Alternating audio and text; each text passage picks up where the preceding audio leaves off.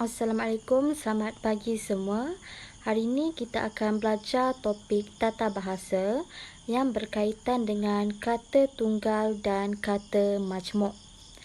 Murid-murid perlu memberi tumpuan dan mendengar penerangan ini kerana di akhir nanti, murid-murid dikehendaki menjawab soalan-soalan yang berkenaan. Baiklah. Pertama sekali, kita lihat apakah yang dimaksudkan dengan kata tunggal dan juga ciri-cirinya. Okey. Kata tunggal ialah perkataan yang tidak menerima sebarang imbuhan atau tidak mengalami proses penggandaan dan perangkaian. Ia hanya terdiri daripada hanya satu kata dasar sahaja ataupun satu perkataan sahaja. Bukan dua perkataan, bukan tiga perkataan, bukan empat perkataan. Ianya hanya satu perkataan sahaja. Kata tunggal mempunyai satu suku kata atau lebih. Okey, lihat pada contoh yang diberikan. Bank, screw, zip, bah, apa lagi? Store, you merupakan kata tunggal satu suku kata. Stamp, buku, buah, kata tunggal dua suku kata dan seterusnya. Okey, kata tunggal juga boleh berdiri sendiri tanpa memerlukan perkataan lain. Contohnya perkataan cikgu. Okey, misalnya Umairah ingin memanggil saya dan Umairah melaung, cikgu. Dan saya berpaling. Maknanya perkataan cikgu itu tadi boleh berdiri sendiri dan membawa makna atau boleh difahami. Contoh yang kedua. Okey. Apabila Alif ke koperasi dan cikgu di koperasi menyoal mahu beli apa, Alif hanya menjawab pen. Pen. Cikgu tu mesti faham kan? Nak beli apa? Pen. Itu juga merupakan antara kata tunggal. Ia boleh berdiri sendiri tanpa memerlukan perkataan lain. Seterusnya, kata tunggal turut tergolong daripada perkataan yang tidak boleh berdiri sendiri. Yang tidak boleh berdiri sendiri kerana memerlukan perkataan lain. Contohnya, demi, dari, pada, untuk.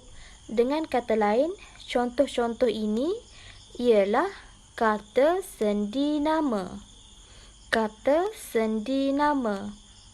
Okey, kata sendi nama juga merupakan kata tunggal. Ia memerlukan penyambut. Misalnya, cikgu bertanya, kuih ini dari siapa? Kamu menjawab, kuih ini dari Alia. Alia merupakan penyambut. Sekiranya tidak ada penyambut, kuih ini dari, ayat ini tidak akan difahami. Yang terakhir, kata tunggal turut merujuk kepada akronim. Apa itu akronim? Okey, akronim ialah proses penggabungan perkataan menjadi satu perkataan lain yang mantap. Contohnya, kugiran. Asalnya ialah kumpulan gitar rancak. Kemudian digabungkan menjadi satu perkataan yang mantap, iaitu kugiran. Contoh lain ialah pawagam, panggung wayang gambar, berdikari, berdiri di atas kaki sendiri, MARA, Majlis Amanah Rakyat, dan banyak lagi contoh-contoh akronim yang lain. Baiklah, sekarang kita beralih pula kepada kata majmuk. Apakah yang dimaksudkan dengan kata majmuk? Okey, kata majmuk merupakan gabungan dua perkataan atau lebih, tetapi mempunyai satu maksud. Kata majmuk merupakan dua perkataan atau lebih, tetapi mempunyai satu maksud. Dengan kata lainnya, apabila dua perkataan ini digabungkan, ianya akan membawa satu makna yang baru. Ia juga tidak boleh disisipkan ataupun tidak boleh diletakkan sebarang perkataan lain di tengah-tengahnya. Contohnya, kerusi malas. Kerusi malas merupakan perkataan majmuk kerana tidak boleh disisipkan unsur lain seperti perkataan yang. Kerusi yang malas. Ini tidak dipanggil sebagai kata majmuk. Jelas? Okey, baiklah murid-murid. Kata majmuk ini terbahagi kepada 3 kelompok, iaitu kata majmuk rangkai kata bebas, kata majmuk istilah khusus dan juga kata majmuk kiasan. Kata majmuk rangkai kata bebas terdiri daripada rangkai kata bebas yang memberikan maksud umum dan bukan istilah khusus.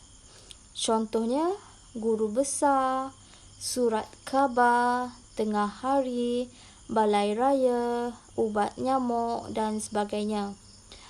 Kelompok yang kedua ialah kata majmuk istilah khusus. Kata majmuk ini terdiri daripada perkataan yang berkaitan dengan sesuatu bidang atau khusus. Sesuatu bidang atau ilmu tertentu. Okey, contohnya hak milik, batu kapur, cari gali, duta besar, Perdana Menteri. Batu kapur, cari gali ini biasanya bidang arkeologi.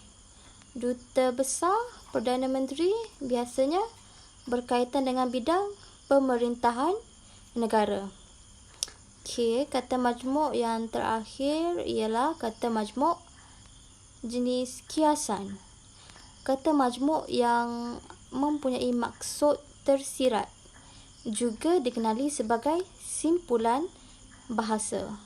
Contohnya, ringan tulang, seorang yang rajin, makan angin, buah hati, naik angin, naik minyak, anak buah, kaki ayam, tumbuk rusuk dan sebagainya. Okey, kesimpulannya kata majmuk terbahagi kepada 3 kelompok, rangkai kata bebas, istilah khusus dan juga kiasan. Merupakan gabungan dua perkataan atau lebih. Apabila digabungkan dua perkataan ini akan membawa makna yang baru.